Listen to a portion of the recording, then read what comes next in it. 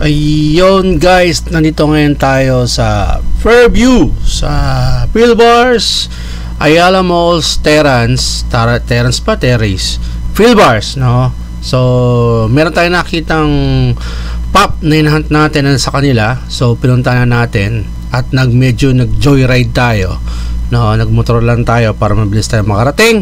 Supposed to be i-document din natin yon, kaya lang umulan. Kaya anyway, dito na tayo. Ito yung mga available nila. Ang dami nilang pops dito, nakaikot parang pader sa kanilang tindahan. Binoise over ko guys kasi medyo malakas yung music, baka makapiright tayo. Kaya yan, ito yung mga nakita natin, naka voice over tayo. Okay, marami silang mga, syempre, mga oversized pop, no? May nakita ko rito yung TED kailangan ko yung, kaya lang hindi natin bibili ng SRP pa. So hopefully makakuha tayo ng steal deal. Hindi naman ganong hanapin pa yan ng mga collector, pero gustong collectahin yan yung World by Night kasi 4 lang naman yan. So hopefully kompleto. Ayan, dahil pa nila. McFarlane Toys, marami din sila. Ang laki ng shop nila rito, no? Nakakatawa, saka corner na corner, kaya maganda yung viewing mo pag nasa labas ka. Tapos pasok tayo. Tingnan natin kung okay pa, nandun pa. I think, nandun pa kasi pinareserve ko yan no? Kaya din pinuntahan. Wala naman tayong gagawin ngayon. And tomorrow, yung Christmas party ng Funko Fanatic Philippines, pupunta natin. Ayan, yung World by Night, kompleto pa yung 3. Sa Bloodstones, yung si Werewolf by Night.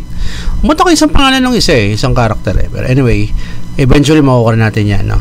Ito ang dami nila, parang isang pillar to ng 4 na corners. Ito yung mga bago nilang mga dating, no? Yan, yung mga naka SRP and 10 inches. Sayang wala yung Ninja Turtles. Yung malipisan, gusto ko yan, kaya lang wala pang sale pag naka 1.5 lang yan, 1,000 ko natin. Pero pag mga 2 plus, wag muna. Okay, ito yun. Meron din sila mga sale din dyan na mga pop na makikita nyo. I think may kinuha ko rito mamaya sa bahay, tingnan natin kung ano yung mga kinuha natin. May Aquaman Storm pa sila. Ang ganda ng pop na yan. Ayan, ang BTS kompleto pa. Ayan, yan yung mga green tag na nakikita nyo, green sticker, dun yung nakasale nila. I think nasa 300 per piece, tapos 1,000 for pieces yata. Medyo nakalimutan ko na. Lilit, ganda rin. Gusto ko rin lilit na yun sa Diablo. Anyway, ito yon. Tapos ang dami. Actually yung stock nila nakaka-overwhelm tignan kasi nakakahat lang ayan yung mga offer. Nakasale din yan yung 2-pack nila, I think 800 ba or 900. Yung Supremacy, sayang yan, Clash of Supremacy, kaya may damage yung box, gusto sanang kunin. Yung movie moments sila, pati yung 10-inch na Green Goblin, kaya lang may mga damage yung box kaya hindi natin kinuha, no? Yan yung mga gusto ko sanang kunin yan, kaya lang yung box hindi maganda ang tinawakan ko. Inalis ko yan, yun hindi rin masyado maganda yung box yan, kaya hindi ko kinuha. Although meron tayo niya na singles, na si Black Bolt saka si Lockjaw, ito mga Super Mario na sisilip ko pa yung loob kasi ang kapal nun hindi ko makita yung loob. Yan, so nakasell din yan mga yan. I think may nakuha tayo dyan. Pag uwi sa bahay, papakita ko sa natin nakuha natin. Okay, ano pa? Medyo malakas sa music dito yung Halloween, may Mike Myers 10-inch. Kaso hindi nakasale yun Okay, ang dami nila bisitahin nyo sila sa Ayala Mall Terrace sa Philbars. I think nasa 2nd or 3rd floor to, yung malapit sa Pure Gold. Medyo may panapin kasi hindi ko familiar sa lugar, pero at least nakita pa rin natin. Yan dami Yang natin yung police public call box na yan, 4 yan na side, kompleto ng Funko Pop yan, ang dami. Okay, so after nito, checkin natin yung mga nakuha natin pagdating sa bahay. Okay, so see you guys, bye.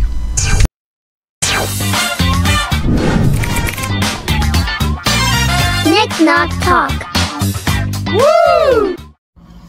At yun guys, napunta tayo sa Ayala Malls, Fairview, sa Terrace mga tawag doon. Yung nakita nyo kanina. Supposed to be to document ko rin yung pagpunta natin, kaya lang inabutan tayo ng ulan sa daan. And nagpasya ako na wag magdala ng car. So, doon ako lang nakamotor tayo. Kaya, hindi na natin na-cover. Pero, maganda rin naman yung pangyayari doon kasi meron tayong mga nakuwang mga kailangan natin sa ating collections at mga nakita natin na hunt na kakaiba na hindi ko akalain makikita ko ron, no? Na meron pa palang mga ganoong klaseng pop na nag-exist sa wild, okay? Pero before that, no, dumaan muna tayo doon sa isa nating ka-fellow na collector and nagre-resell din siya ng item, no?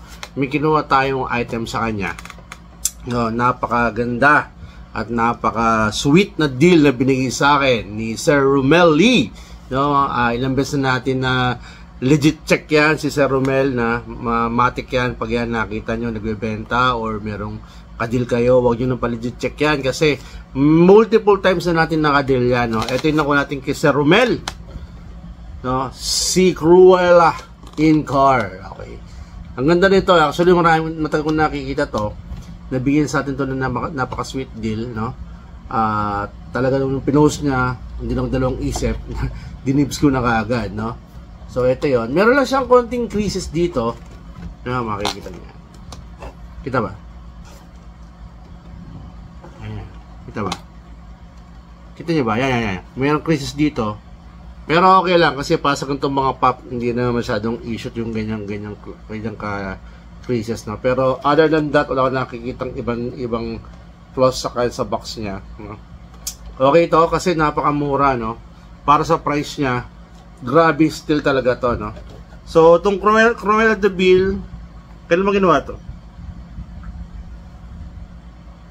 2019, no? 2019. Ang ganda niya, oh. Pansinin niyo.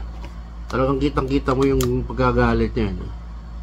Ang ganda nito, no? Kung ako rin, kung isa sa mga trip ko to, yung mga collecting yung mga rides. Pero for now, ang kinukolekta kong rides usually nakasakay sa dragon o nakasakay sa hayop, no?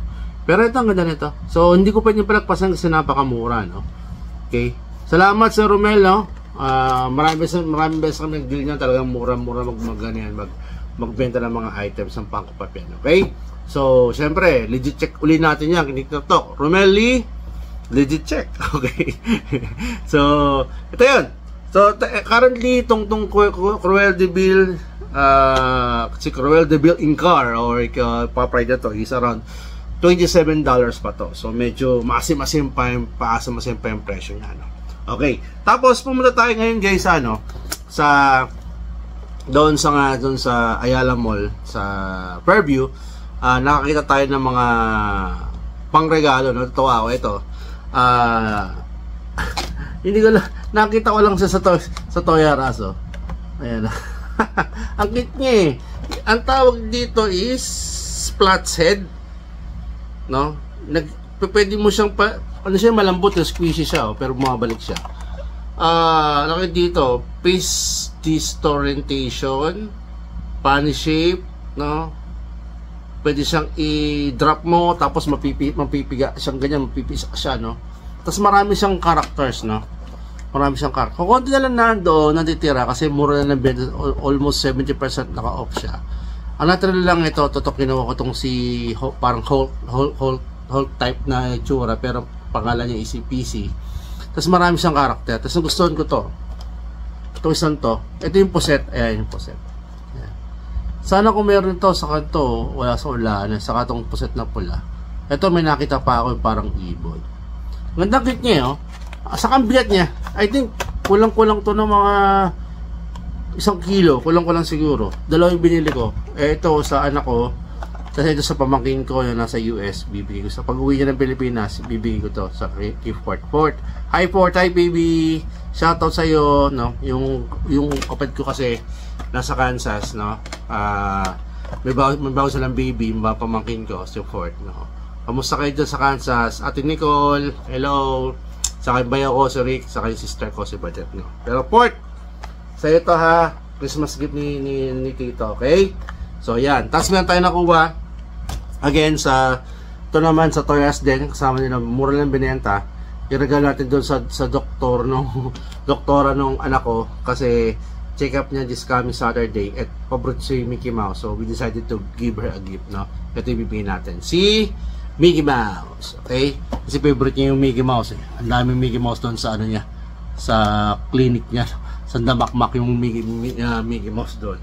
Anyway, continue tayo. Pero itong mga items ito guys na binanggit yung pang gift, no? Hindi na natin to kukwentahin doon sa gastos at sa ano natin, sa gain and losses natin. Okay? So yung mga ano lang, yung mga for collections at for ano natin, for resales, no? Ngayon, pumunta ako doon sa Terrence may bata ang tawag talaga. So paki-comment naman po kung tama yung ano natin, yung basa ko, no. Terrence o Terrace. So anyway, ito yung pinunta ko, no? Kasi nag-post sila nung the other day na meron silang pop doon na kailangan ko, no? And ano yun? Ito yun. Finally, matatanggalan natin si Leonardo, Ninja Turtles and Retro Toys, ating listahan. Sayang, dapat pati yung Godzilla natin yung 10 inch na yung city, scratch up na natin kaso natalo tayo sa auction ng by a minute, no? Sayang. Pero okay lang, siguro talagang parang hindi pa para sa atin yung Neo na Godzilla, baka meron pa tayo makakita na gano'n na mas magandang deal, no? Pero for now, success pa rin tayo kasi nakuha natin itong Leonardo. Okay? Itong Leonardo na to, no? Ito yung gusto ko sa Ninja Turtles na Retro Toys. Ayan, Retro Toys. Kasi marami Ninja Turtles lumabas, pero ito yung pinagusto ko. Ayan. Oh, ganda. Finally. Nakuha ko to, binenta ng SRP, and yung box maganda yung condition niya, no? Ganda. Ganda lahat. Okay? Meron siyang konting parang mancharito, pero natanggal ko naman. Maninos na ulit. Wala namang halos. Parang, so minadikit lang or what, no? Natanggal ko naman siya. Okay, so sa linya na to, sa baba, sa limang baba na yan, ang kulang ko na lang talaga is si Michelangelo. Kasi si Donatello, Raphael, pati itong si Casey Jones, meron na tayo, and of course si Leonardo, no? Nakuha natin to, SRP, pero ang PPG right now ni Leonardo is around $22 na siya. So medyo nag-shoot up na si Leonardo, no? So yun tagapinto natin, tapos nag-ikot ko tayo sa section nila. May nakita ako na gusto ko kaya lang ayoko pang bilhin kasi gusto ko pag nag-sale na siguro, no, sa ating bilhin yan yung complete line ng Werewolf by Night, kasi may nakita ako doon na Werewolf na Werewolf by Night, tapos yung dalawa si Elsa Bloodstone saka yung isang character na I forgot the name, and si Ted, yung 6 inch, no? Gusto ko yung Ted doon kasi meron tayong manting, gusto kong i-partner kasi yung manting natin 4 inch lang, pero okay lang, gusto kong kumpletuhin yung Werewolf by Night na yun kasi maganda yun, yung black and white. So hopefully makakakuha tayo ng mga steel deal, bilhin natin yun, no? Pero ito, nung tumitingin ako doon sa sa mga pop nila, no, actually nagulat ako kasi doon sa mga sales nila, may nakita pa ako na hindi ko madalas makita sa labas, no. Actually, pakita ko muna yung isang nakikita ko. Ito, si Kao isa sa nakuha natin kasi kailangan ko bumili ng 4, no, yung kasing sale nila. So si Kao nakuha natin, so may chicken na tayo uli, so dagdag to, so may roll tayo set ng cow and chicken. Pero magdala mo yung box ito. For me, ang box ito is around nasa siguro sa ano pa rin to, 8.5 to 9, no? Wala naman masyadong dent, no? Ito lang, sticker lang na to, no? Na may price, pero hindi naman siya damage. Matanggal yan kasi maraming beses ang tanggal ng mga stickers, no? Even sobrang dikit ng resin na natanggal natin yan, no? Pero hindi tatanggalin yan, no? Kaya na yung bibili mga tanggal. Si Kao right now, ang value ni Kao right now is $11 pa rin, no? Kagaya ng dati, $11. Hindi siya nagbabago. Tapos, nakakuha tayo, ito, very rare na rin to. Bira na to kasi ginawa pa to noong 2021, no? Ang Garbage Pail Kid, ito yung wave 2 nila, no, si Alligator. So kompleto na natin halos to. Si JDK na lang hinahanap ko. Sana makakuha tayo ng JDK. Meron dati nag-dibs, naunahan ako hindi ko napansin na meron palang JDK. Sana nakuha natin, no. So sana makumpleto na natin to, pero extra natin to kasi kailangan ko pa rin kunin doon sa 4 para mabili ko yung dalawang nakita ko, no. So si JDK, si Alligator, maganda pa rin kanyang box, no. Hopefully may kumuha sa atin ito. Si Alligator is $11 na din to. So below SRP na. And then yung sinasabi ko sa inyo, ito yung nakakagulat na nakita ko na meron pa sila. Ano, siguro ano to, mga naiiwan sa warehouse, sa tabunan, and then ano pero ito isa lang nakita ko. Okay, si Jimmy Henson. Ito yung parang author ba gumawa ng puppet, the puppet. Ayan, si Kermit hawak niya. Ayan. I think medyo may ano to may price na to, pero icon yung ano yan, no?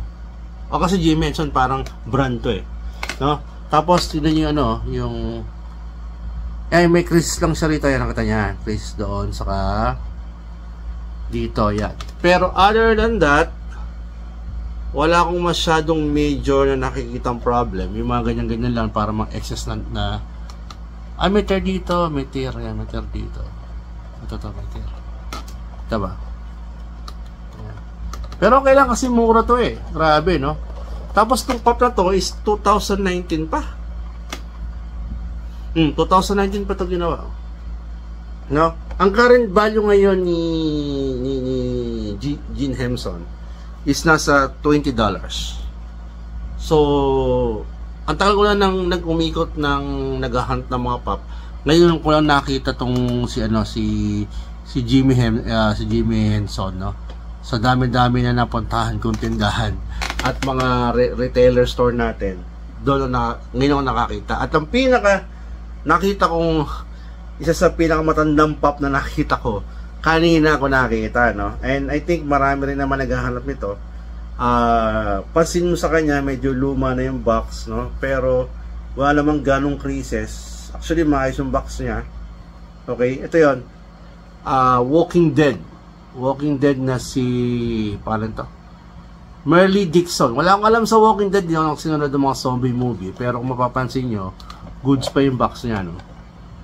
Medyo wavy lang dito, Hindi naman siya damage parang nakano lang siya ng konti, no?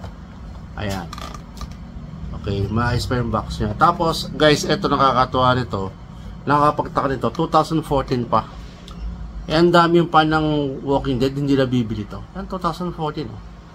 So, lumalabas, itong pop na to is 9-year-old pop, no? Kasi 2023 gano'n. Ay, 2023 ba ngayon? O, 3. Mag 2024 na. So, lumalabas, ano na to? Magda 10 years na, no? Sa 5 May. Sa May.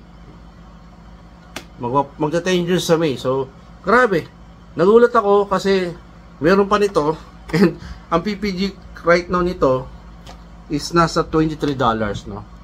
Medyo mura siya para sa sikat na series, pero it's okay kasi kung totalin natin lahat, guys, ng mga ating nagastos, item cost natin sa lahat ng to, except for doon sa mga kinibukod ko yung mga pangregalo, is sa 2,075 lang. So, 2,000 pesos, 75. Pero, ang gain value natin sa lahat nito is around $114 ayon sa item value natin based sa HabiDB.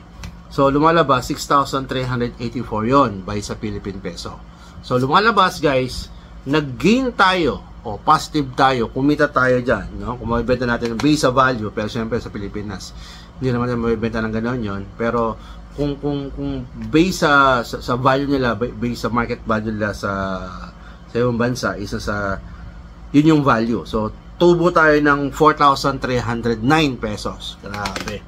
Wala pa yata ako nakikitang cover sa video natin na talo tayo, no? Pero that's good sign pa rin kasi kung mabibenta naman natin tong iba rito, except for the Leonardo, kasi atin to, this is ours, kaya ilalagay ko na sa Boss Prot natin.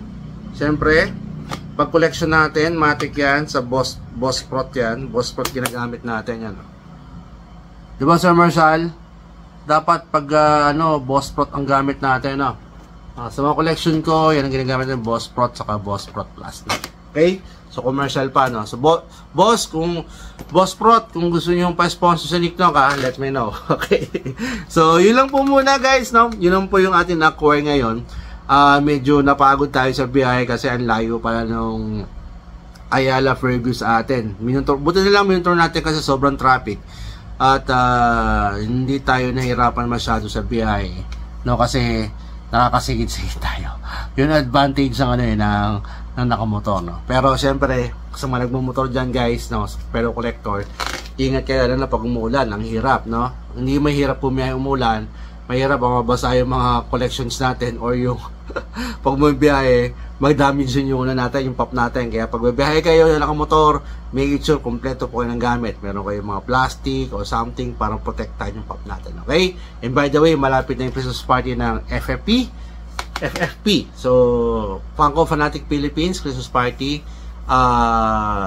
I think ba pag na-year ko to tapos na, no? So, first time ko rin makakapunta ron at i-cover din natin yan para mapaksa nyo yung paano nangyayari doon, no? Papalam tayo sa kay Sir Nico Lim kung pwedeng i-video para i-cover sa natin sa YouTube natin, okay? So, yun muna guys, no? So, again, maraming salamat po and tayo po ngayon is sa challenge, no? Doon sa road 200 subscriber. Hopefully, matulungan nyo po ako na ma-reach po natin yung ating goal na mag 200 subscriber po itong ating channel, no? So, paano nyo gagawin yon? Libre naman po yon. Just click the subscribe button at click na rin po yung notification bell para pag may bago tayong video, makita nyo po agad at mag-comment na rin po kayo kung gusto nyo mag-comment sa mga videos natin, no? Any comment, kung may criticism kayo para maayos natin, you do it, walang problema po yun. Okay? Good or bad, it's good pa rin. Okay? So, maraming salamat guys. Keep it safe and happy hunting. Nick Knockout! Bye!